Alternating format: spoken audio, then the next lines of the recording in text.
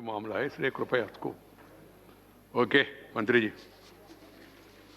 आदरणीय सभापति महोदय, पिछले साल सितंबर में इस गरिमामयी सदन के समक्ष मैंने एक विस्तृत वक्तव्य ईस्टर्न लद्दाख में भारत चीन सीमा पर हुई डेवलपमेंट्स के बारे में दिया था।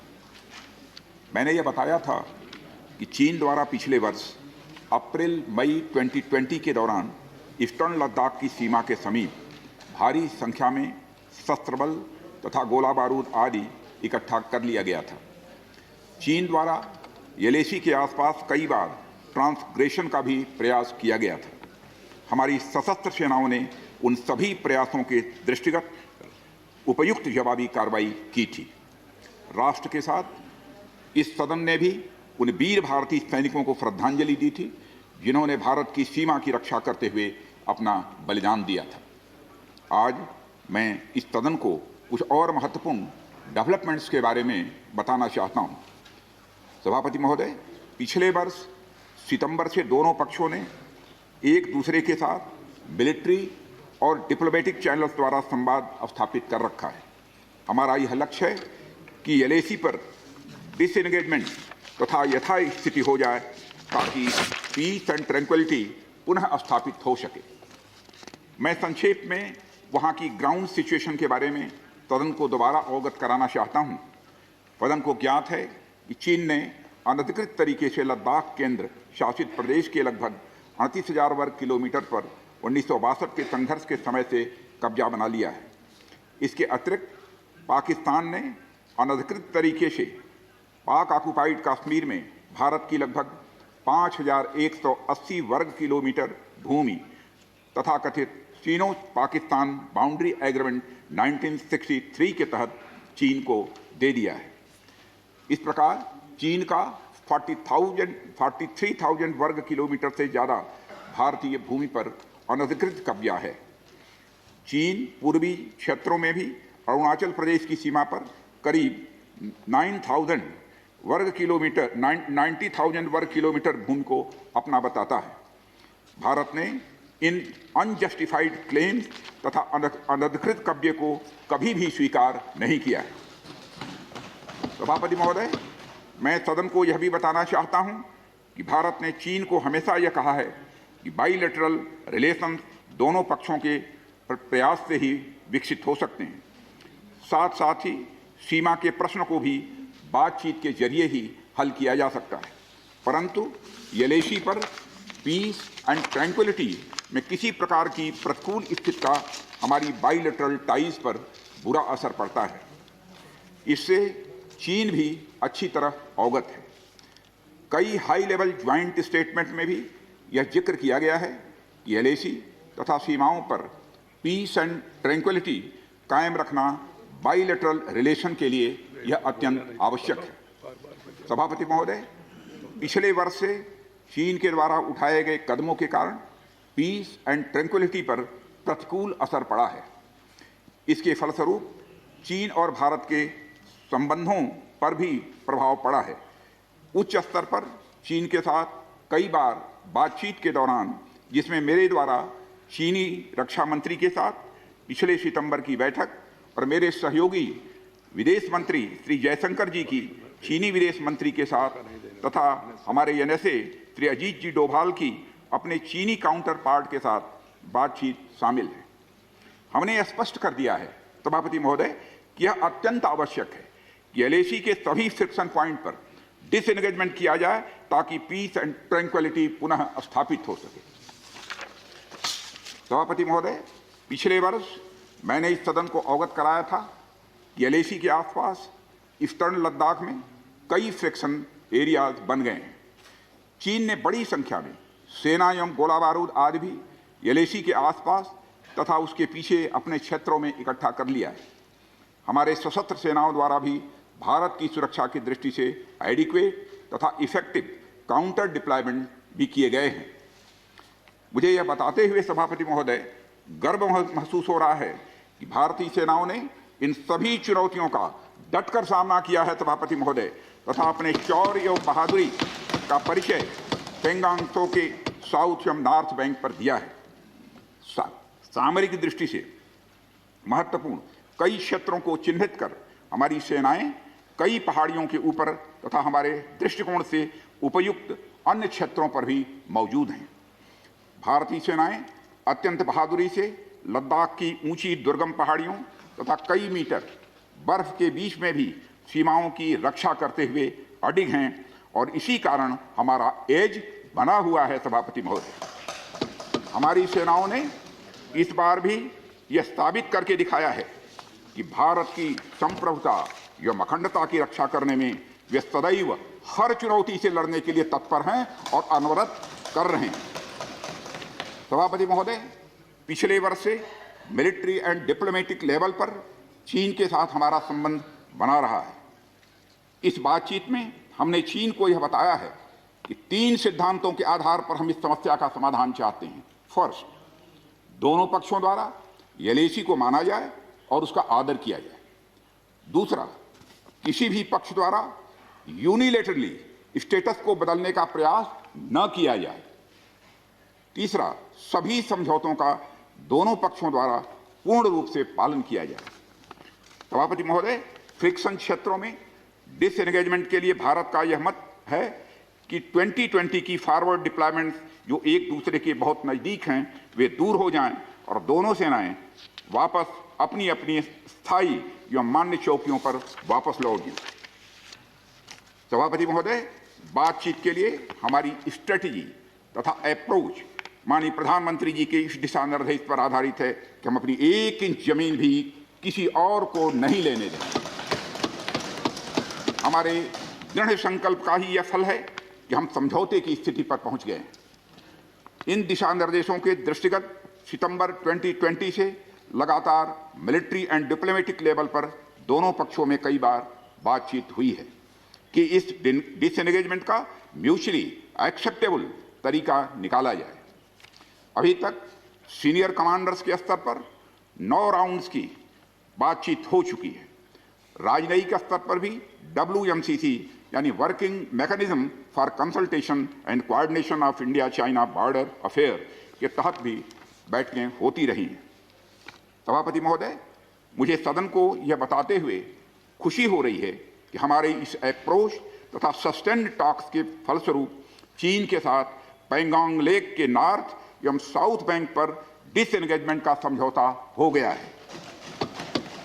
और इस बात पर भी सभापति महोदय इस बात पर भी सहमत हो गई है कि पैंगोंग लेक से पूर्व से पैंगोंग लेक से पूर्ण डिसएंगेजमेंट के 48 आवर्स के अंदर सीनियर कमांडर स्तर की बातचीत हो तथा बाकी बचे हुए मुद्दों पर भी हल निकाला जाए। सभापति महोदय, पैंगोंग लेक एरिया में चीन के साथ डिसएंगेजमेंट का जो समझौता हुआ है उसके अनुसार दोनों पक्ष फॉरवर्ड डिप्लॉयमेंट को phased, coordinated and verified manner में हटाएंगे। चीन अपनी सेना की टुकड़ियों को नॉर्थ बैंक में फिंगर 8 के पूरब की दिशा की तरफ रखेगा और इसी तरह भारत भी अपनी सेना की टुकड़ियों को फिंगर 3 के पास अपने permanent base Dhan Singh Thapa post पर रखेगा। इसी तरह की कार्रवाई साउथ बैंक एरिया में भी दोनों पक्षों द्वारा की जाएगी। ये कदम आपसी समझौते के तहत बढ़ाए जाएंगे तथा जो भी निर्माण आदि दोनों पक्षों द्वारा अप्रैल 2020 से नॉर्थ एंड साउथ बैंक पर किया गया है उन्हें हटा दिया जाएगा और पुरानी स्थिति कायम कर दी जाएगी। सभापति महोदय, यह भी तय हुआ है कि दोनों पक्ष नॉर्थ बैंक पर अपनी सेना की गतिविधियां जिसमें परंपरागत स्थानों की पेट्रोलिंग भी सम्मिलित है को अस्थायी रूप से स्थगित रखेंगे। पेट्रोलिंग तभी शुरू की जाएगी जब सेना एवं राजनयिक स्तर पर यानी डिप्लोमेटिक लेवल पर आगे बातचीत करके समझौता बनेगा। इस समझौते पर कार्रवाई कल से नॉर्थ एंड साउथ बैंक पर प्रारंभ हो गई है। यह उम्मीद है इसके द्वारा पिछले साल के गतिरोध से पहले जैसी स्थिति बहाल हो जाएगी।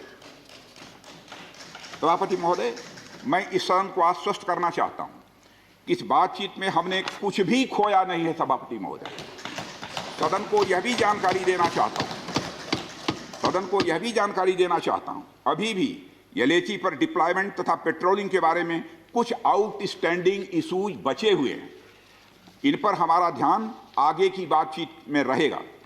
दोनों पक्ष इस बात पर सहमत हैं कि बाइलेटरल एग्रीमेंट्स तथा प्रोटोकॉल के तहत पूर्ण डिसएंगेजमेंट जल्द से जल्द कर लिया जाए।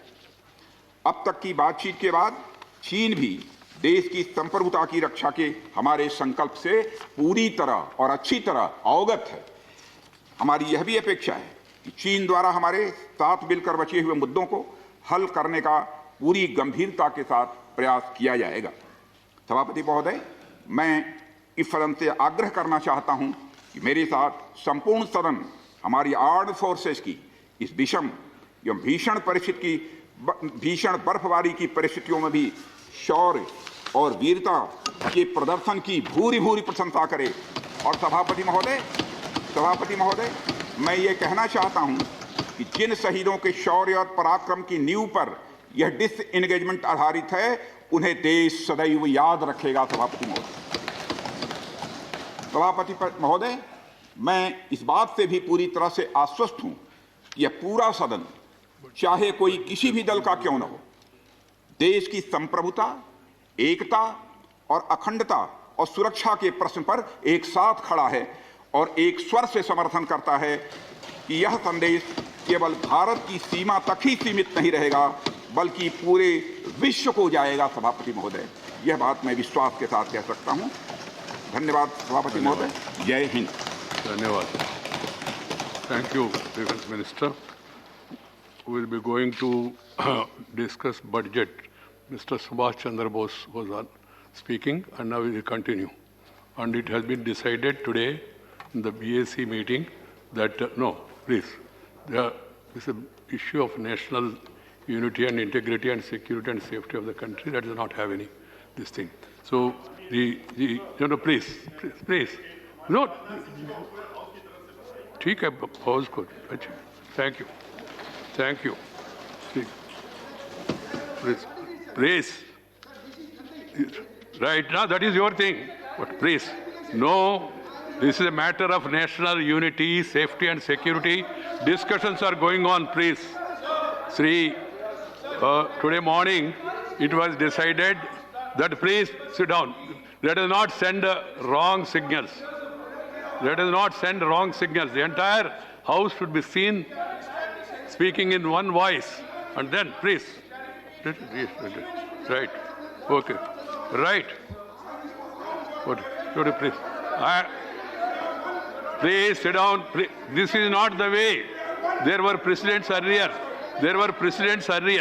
In the matters of national unity and safety and security of the country, when the discussions are going on, the last 48 hours and now also by tomorrow, and then discussions with Chinese, and we want to create controversies. This is not good. It's not in the interest of the country. Please sit down. Sri Subhash Chandra Bose, on morning, as I told you, it was decided, please. It was decided that we will be continuing the budget discussion, and then we will continue it today up to 3 o'clock also, and then it will continue tomorrow, and it will be concluded and replied tomorrow. Sri Subhash Chandra Bose. Yes, sir. Please, Thank you, sir. कृपया देश के हित में आप लोग बैठ जाइए, please. Thank you, sir. Nothing shall go on record other than what is permitted. Sir. Please. Yeah.